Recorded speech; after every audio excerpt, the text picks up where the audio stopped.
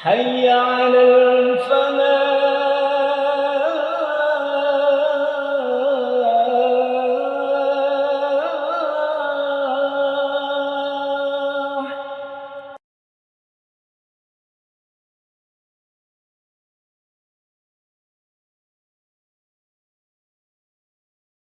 Asyhadu an la ilaha illallah wahdahu la syarika lah wa asyhadu anna Muhammadan abduhu wa rasuluh.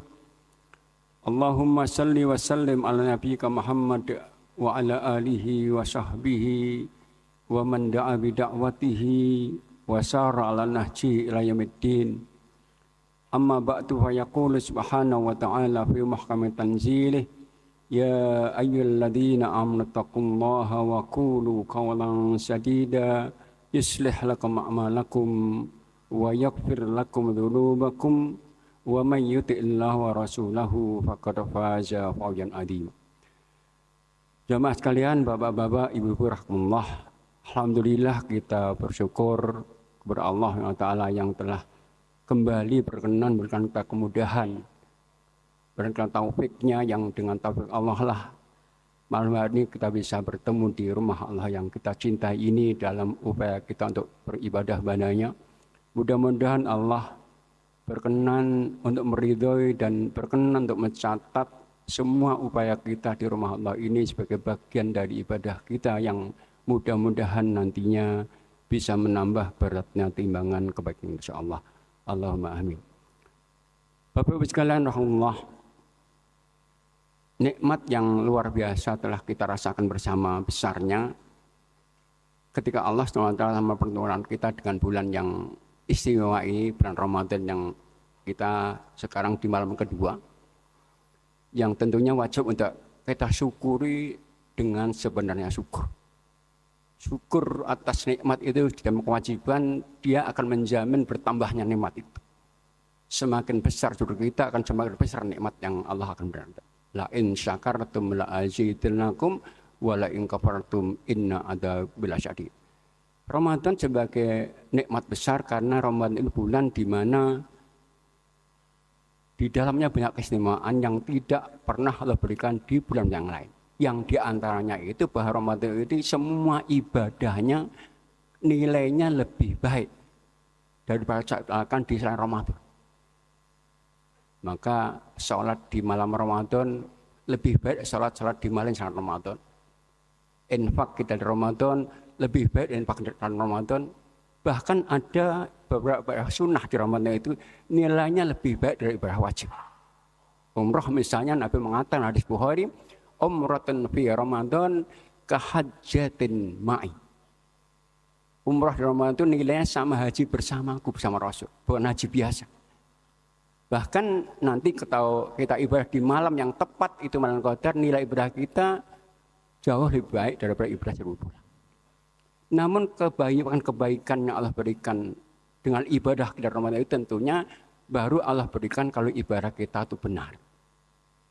Dan dalam ibadah itu ada kaidah, yaitu al-ilmu qablal ibadah. Ilmu itu harus mendahului ibadah. Maka ayat pertama turun kepada Nabi adalah iqra, belajar, berilmu Anda sebelum turun ayat ibadah yang itu jauh setelah itu. Bahkan ini semua ibadah, termasuk ibadah Ramadan. Maka di Madinah dulu ada pasar besar, yaitu berdampingan di pasaran Bani Quraidah. Di situ ada aturan yang dibuat oleh Umar radhiyallahu anhu. Kata Umar dalam aturan itu, la yabi'u fi suqina illa man faqih. Tidak boleh berdagang di pasar ini, kami ini, kecuali tahu ilmunya, paham dulu ilmunya. Karena ibadah itu harus tahu ilmu. Maka dalam ibadah ada kaidah yang mungkin saya kenal, learning by doing. Belajar sambil ibadah itu belajar ilmu tambahan, penyempurna. Ilmu dasar kita kuasai sebelum itu. Nah, untuk ibadah ini pastikan agar ibadah kita itu berpahala. Dan pahala itu tetap Allah berikan saat kita ketemu Allah nanti, pastikan hati kita bersih. Ini syarat mutlak. Baik dalam kaitan hubungan Allah, enggak pernah menduakan Allah dalam zatnya, dalam sifatnya, amalnya. Sebab kalau kita sudah menduakan Allah, maka ibadah terbaik akan sia-sia adanya. Nabi dan seluruh Nabi pun diingatkan Allah dalam hal ini dalam firman-Nya Allah surat yang ke-39 ya. 29 Jumat ayat 60 Allah katakan walaqad uhiya ilaika wa ilal ladzina min qablika la in asyrakta la yahbatanna amaluka wa la takunanna minal khasirin. Sungguh telah diwahyukan kepada kamu Muhammad dan seluruh nabi, seandainya engkau dan nabi itu syirik menurut Allah, maka amal baiknya akan terhapus.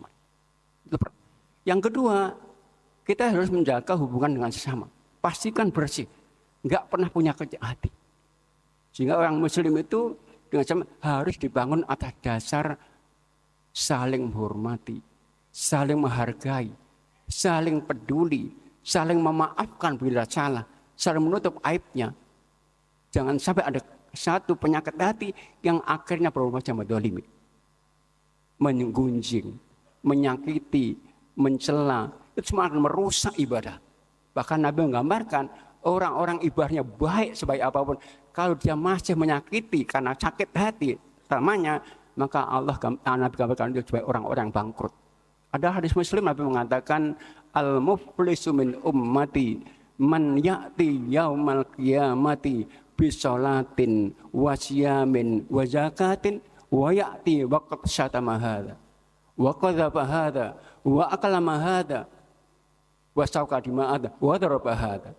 Kata Nabi mengatakan orang bangkrut dari umatku itu adalah mereka yang datang kepada Allah dengan membawa pahala sholatnya bagus, pahala puasanya bagus, zakatnya bagus, tapi juga bawa dosa dengan mencela saudaranya, menuduh dengan tidak ada bukti, dengan makan harta saudaranya dan memukulnya. Nah, orang-orang demikian itu kata Nabi, kebaikan-kebaikannya akan diberikan kepada yang zalim. Yang dicela diberi oleh dengan ibadah sholatnya. Yang dicaci diberi kebaikan dari ibadah zakatnya. Kalau habis kebaikannya, sementara ada yang zalim belum diberikan kebaikan.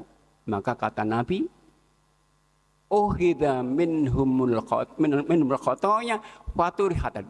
Maka dosa-dosa orang itu akan diambil, dibebankan. Faturiham akan dimasukkan neraka. Itu syarat mutlak sebelum ibadah. Pastikan berzat. Dan inilah yang Allah kemudian tetapkan sebagai dasar Allah nanti untuk kita menerima di surganya. Kalau kita masih kotor, Allah nggak terima langsung. Allah sampaikan lewat firman-Nya surat Asy-Syu'ara ayat yang ke-87, 88, 89 Allah katakan wala tuhzini yauma yub'atsun yauma la yanfa'u malu wala banun illa man atallaha biqalbin salim. Ya Allah, jangan kau hinakan aku di hari mana-mana dibangkitkan hari kiamat. Hari itu enggak ada manfaatnya, anak, harta, kecuali yang menghadap Allah dengan hati yang bersih. Ini suatu hal yang pasti. Baru kemudian kita pastikan ibadah kita benar.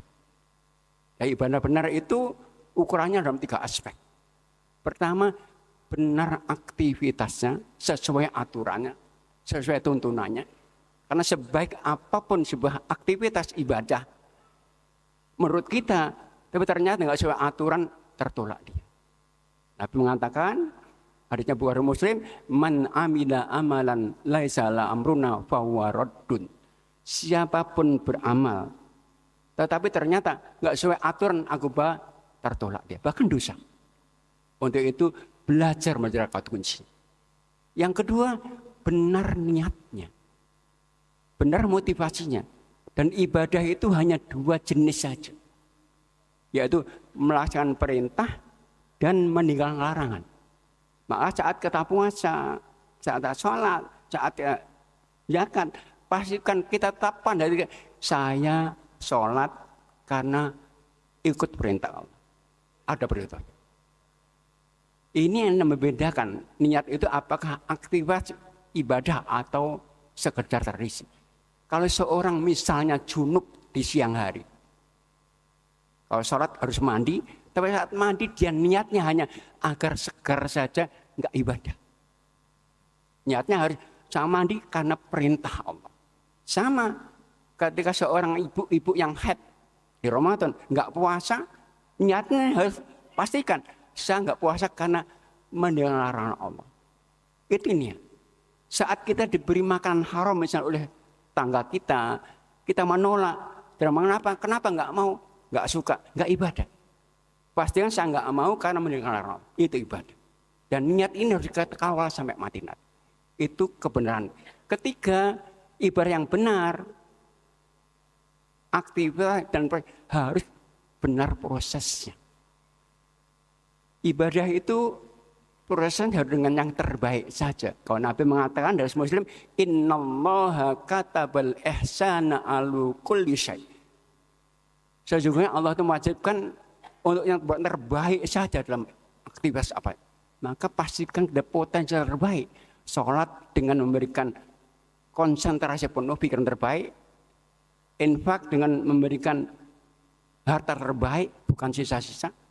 Puasa pun juga sama. Jangan puasa hanya sekedar nggak makan minum, tapi puasa itu harus dengan mempuasakan semua syahwat, menahan semua syahwat.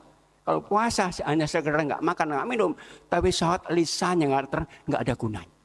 Makanya mengatakan man lam yada qaula zuri wal amala bi falaysa lillahi hajatun min ayyada ta'amah wa syarab. Orang puasa tapi lisannya masih berdusta, Allah nggak mengabulkan puasanya itu. Itu proses. Yang kedua, proses itu harus lakukan terus-menerus, nggak kadang-kadang. Jadi ibadah yang benar itu lakukan terus, upayakan sampai mati nanti. Ini menentukan istiqomah sampai mati. Maka Nabi mengatakan tentang orang al-bergabarna itu, kata Nabi SAW, idza aradallahu bi abdin khairan asalah. Allah telah menghendaki hamba-Nya kebaikan, akan berikan asal. Sahabat tanya, apa asal Allah itu? Maka Nabi mengatakan, yuwaffiquhu li amalin saleh tsumma yaqbidu alih. Asal Allah itu yaitu Allah akan berikan dia taufik untuk bisa melakukan kebaikan dan Allah matikan dalam kebaikan itu. Jadi mati baik ini menentukan kondisi di akhirat nanti. Nabi mengatakan hadis Muslim, yub'atsu kullu 'abdin 'ala ma mata alaih. Sebab hamba Allah itu akan dibangkitkan kondisi nanti sesuai kondisi mati. Pastikan mati dalam Islam saja. Itulah yang nanti akan membawa kita menghadap Allah dengan ibadah penuh. Yang karenanya mudah-mudahan dengan itu kita akan masuk surga Allah Ta'ala. Mumpung Ramadan, waktu-waktu kita semangat ibadah karena memang sudah berkurang sebagian pengganggu kita di perlindungan Allah, maka upayakan kita mengoptimal upaya kita dan bersama-sama saling tolong. Dan mumpung Ramadan, waktu-waktu doa mustajab, upayakan, sertai upaya dengan doa-doa Allah Ta'ala. Mudah-mudahan dengan upaya kita, doa Allah memberikan taufik kepada kita sekalian untuk bisa melakukan ibadah Ramadan dengan baik, sehingga akhirnya nanti Allah pilih kita sebagai orang yang bertakwa, yang Allah janjikan surganya nanti. Aku lumat tasma'un wal afu minkum. Wassalamualaikum warahmatullahi wabarakatuh.